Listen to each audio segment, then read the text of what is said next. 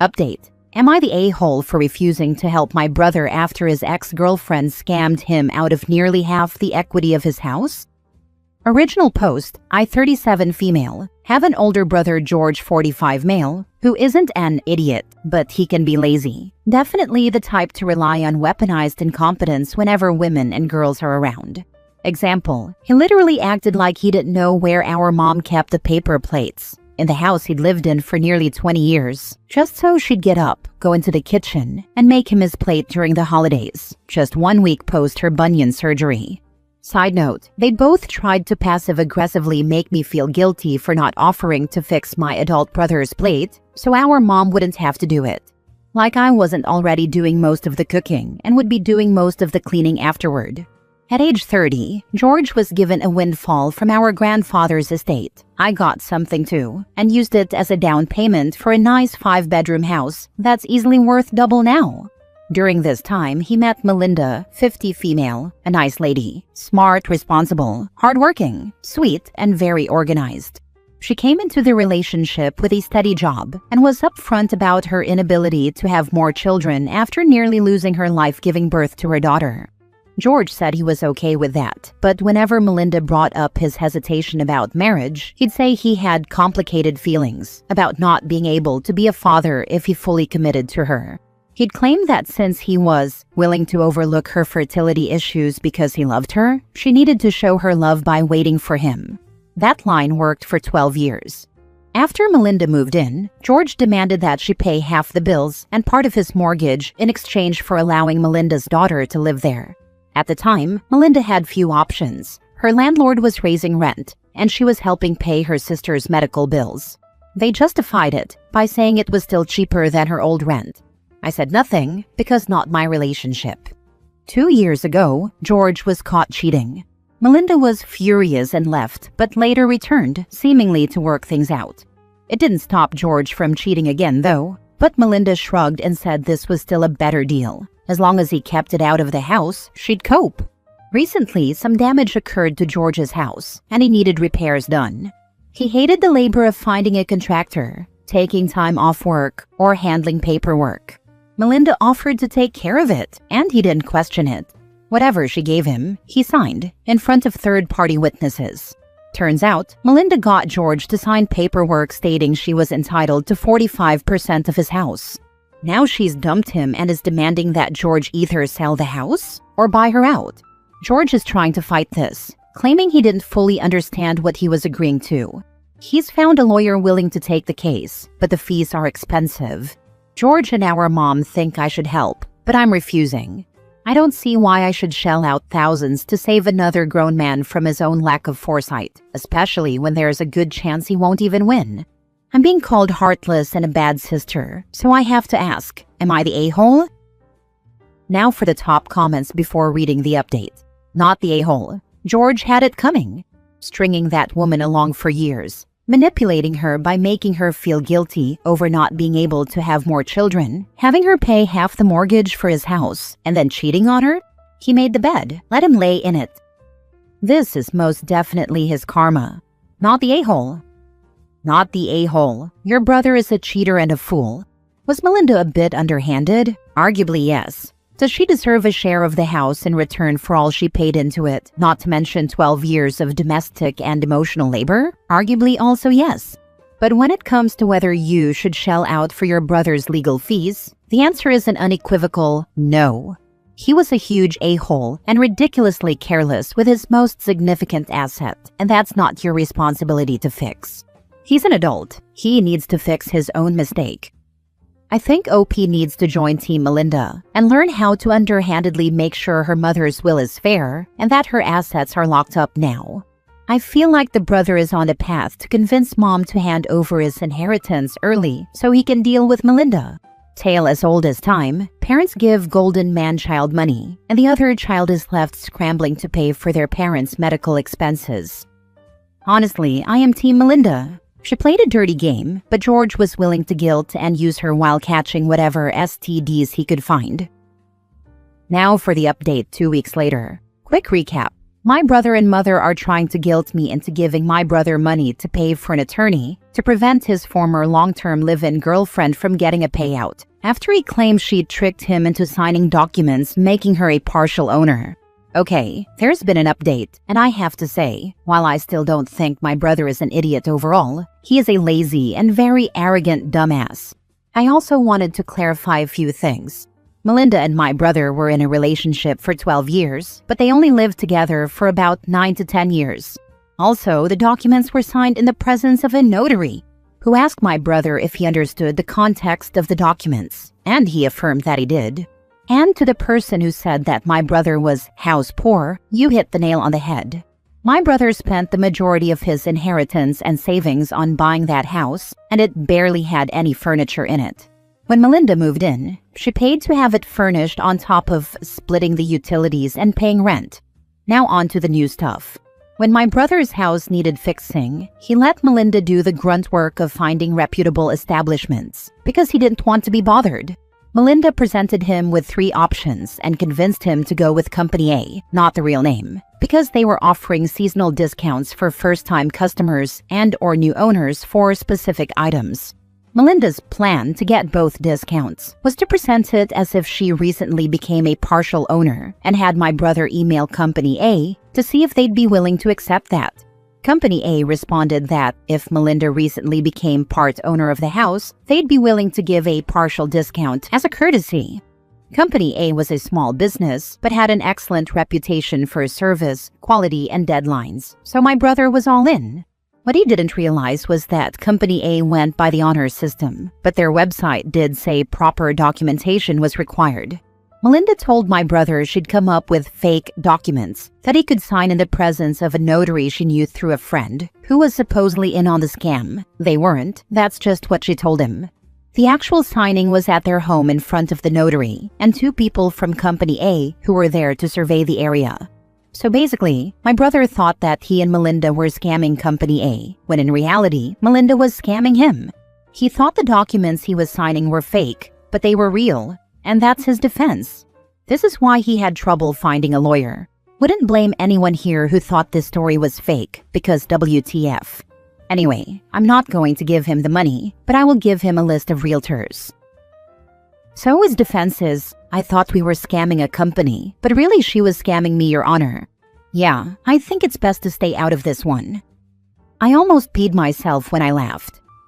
I mean, I don't think 12 years of putting up with your brother equals a scam. When she gets equity in the house she probably paid a bunch of stuff for. Yeah, it sounds like she did actually contribute financially to the house. After 10 years, most people are considered to be in a settled relationship. And it's not like she got part ownership the next day demanded half the sale price. Being a moron isn't considered a defense, and the whole situation is a mess of he said, she said. I think you are being very sensible to stay out of it and not contribute towards your brother's legal fees. He's going to lose anyway and should take the hit. There is no loophole for him to find to nullify her share of the house, and to be honest, she is probably entitled, as she's been living with him for so long. He's an unreliable narrator, and after you remove all the extra crap he's saying, he basically wants her out on the street after 10 years, without a penny to her name.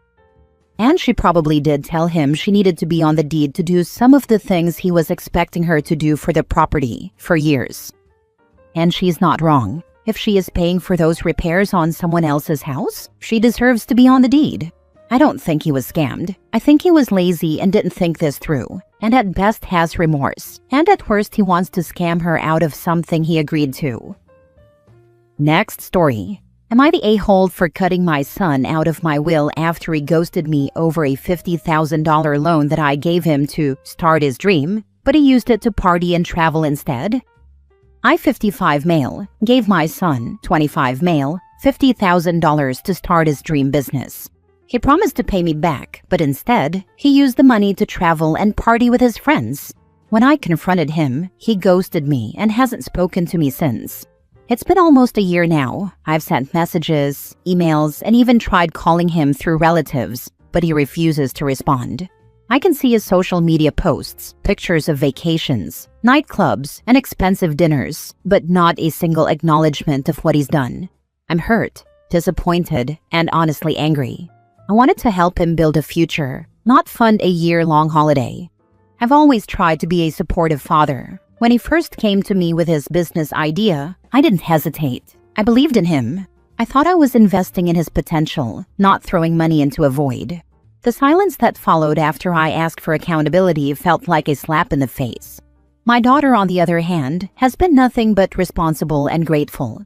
She works hard, saves wisely, and never asks for anything she can't earn. She's even offered to help me around the house and check in regularly, while her brother can't even bother to return a text. So, I've decided to make a difficult choice. I've updated my will. My daughter will inherit everything. My son will get nothing. I don't do this out of spite, but out of principle. Actions have consequences, and I refuse to reward betrayal with more generosity. I'm not sure if I'll ever see that $50,000 again, but I hope one day he'll realize what he's lost. Not just the money, but my trust and respect. Maybe then he'll understand that family support isn't an endless resource. Am I the a-hole for choosing to prioritize my daughter's future over my son's potential regret? Let me know in the comments if I'm being too harsh, or if I'm finally standing up for myself. Include a line saying that son had received his share of inheritance prior to your death in the form of a $50,000 loan. I would leave it at "for reasons known to him" and move on. Better yet, ask the attorney who is drawing said instrument up. OP, make sure to protect your daughter. Provided he's not talking to her either, let her know of your plans and how much you do not want her to share the money with him. If they are in contact, then write her a letter that she'll get upon your death. Definitely talk to an attorney to make sure he can't contest the will.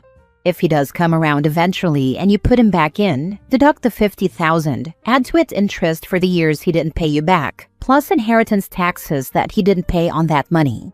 Not the a-hole. Actions have consequences. Wrote a letter to your useless son and tell him, son, you already spent your inheritance, and if you challenge the will, name some legal stuff.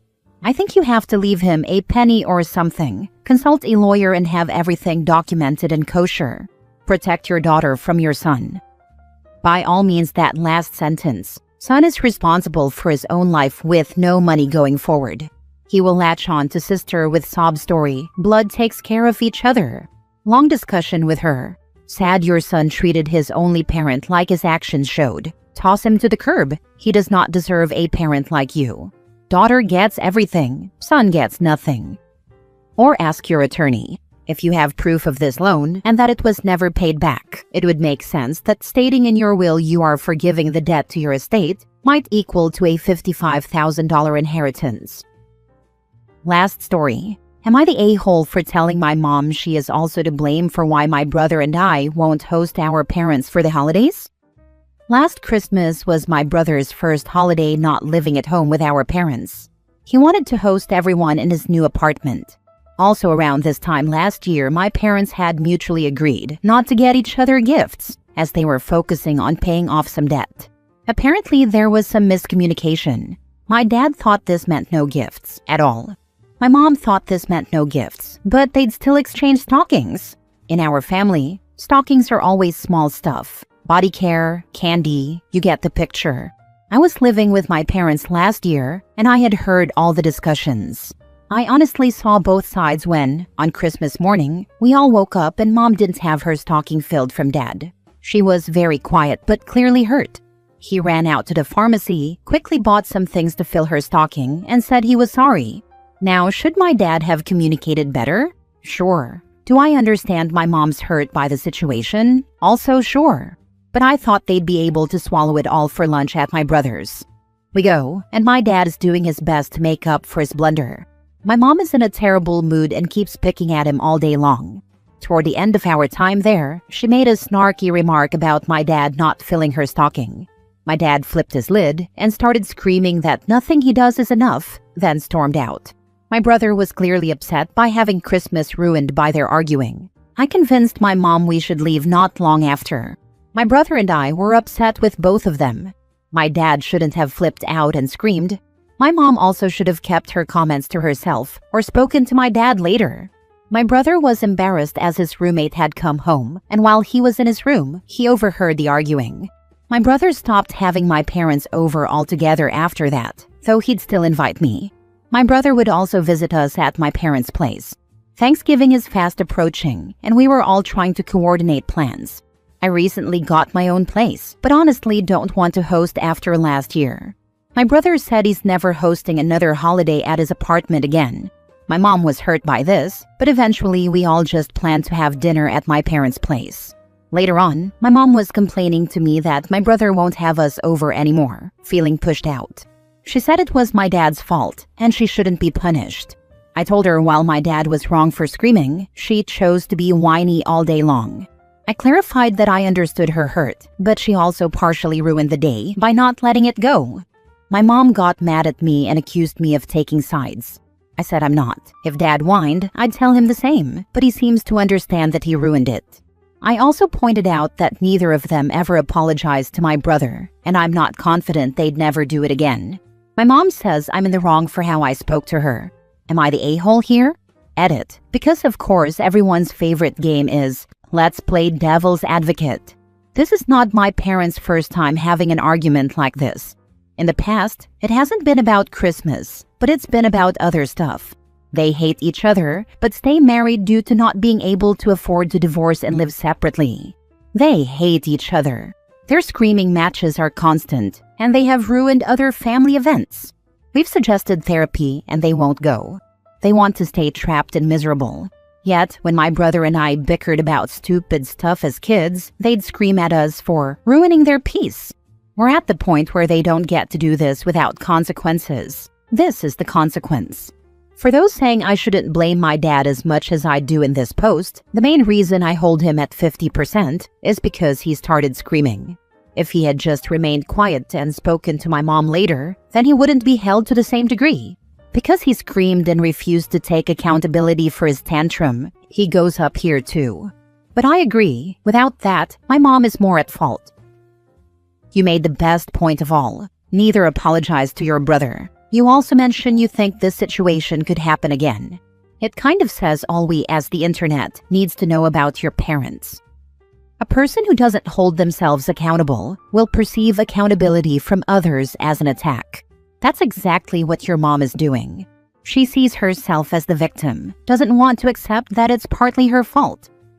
I feel like people with a constant victim mentality aren't just incapable of seeing themselves at fault for anything, but they actively seek out victimhood. Because in their minds, once they have been wronged, then it gives them carte blanche to act as crappy as they want to. And that's their real endgame, permission to be a bad person.